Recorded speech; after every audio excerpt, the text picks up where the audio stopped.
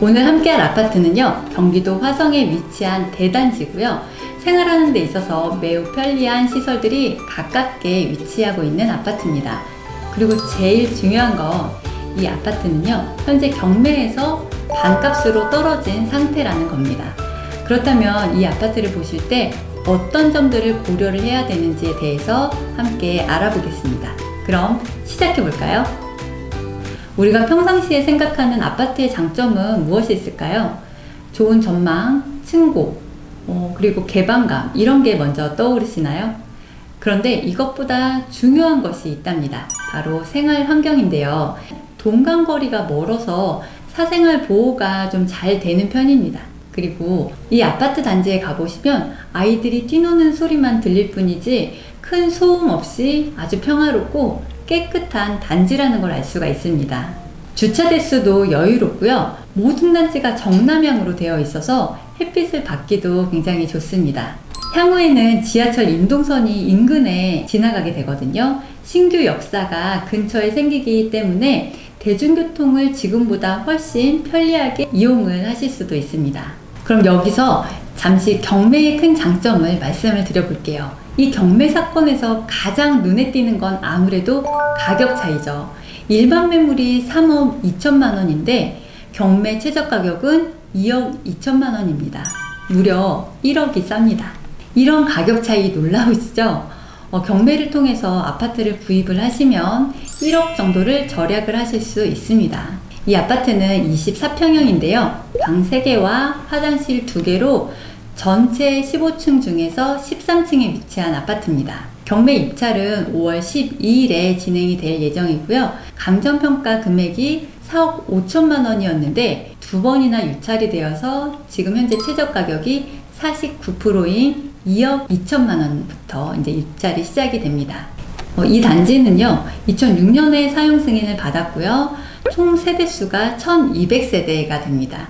그리고 주차 가능 면수가 1600대거든요. 그러다 보니까 세대당 주차 대수가 1.35대라 주차 공간에 여유가 있는 편입니다. 주변 환경도 꼭 살펴봐야 되겠죠? 단지의 바로 옆에 초등학교랑 중학교가 있다 보니까 역시나 현장에 가보면 학생들이 정말 많이 보입니다. 그 인근에는 화성 일반 산업단지가 가까운 거리에 있고요. 여기뿐만 아니라 화성에는 현재 일자리가 정말 많이 있는 곳이죠. 지하철역은 2km 거리에 1호선 병점역이 있고요. 인근에 인동선이 개통될 예정이라서 대중교통 접근성이 이제는 좋아지는데요. 인동선의 출발역인 인덕원역을 통해서 조금 더 다양한 노선으로 환승이 가능해지니까 이동이 앞으로 더 편해집니다.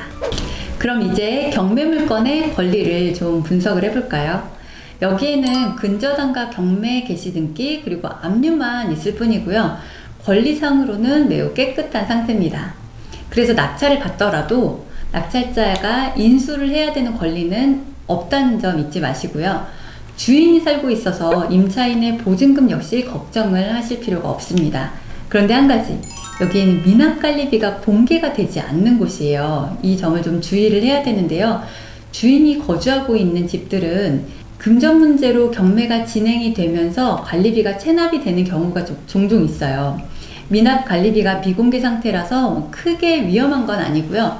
조사를 통해서 알아보시거나 만약에 낙찰 후에 미납한 금액이 있는 걸로 확인이 된다면은 내가 어느 정도는 부담을 할 수 있겠다 정도로 예상을 하시면 되겠습니다. 요즘 경매를 낙찰받고도 임차인이 살고 있는 경우에 보증금 문제로 임차인하고 대면하는 게 좀 불편해질 것 같다. 그리고 뒤처리하는데 시간이 걸릴 것 같아서 좀 어려워하시는 분들이 계시는데요. 이 집처럼 주인이 살고 있는 집이라면 그런 걱정은 전혀 하지 않으셔도 됩니다. 그럼 아파트 시세를 좀 분석을 해볼게요. 최근 실거래 가격은 3월에 2억 9,500만원 그리고 2억 9,800만원인 거래가 있었습니다. 경매 최저 가격이 얼마였죠? 2억 2천만 원이니까요.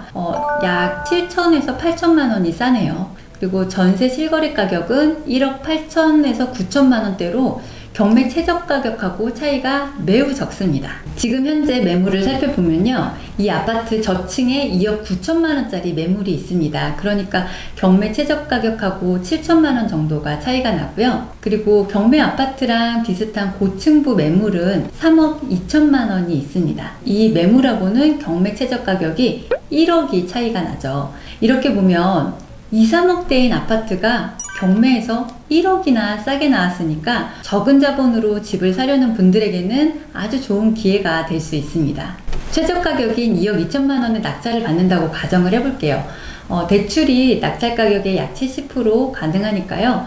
내 자본은 6,600만 원 정도가 필요하게 됩니다. 만약에 대출 이자가 부담이 된다거나 내가 직접 거주를 하기 어려운 경우에는요, 전세를 주실 수가 있는데, 앞서 말씀드린 것처럼 전세는 최근 실거래 가격인 1억 9천만 원 정도를 참고해 보시면 되겠습니다.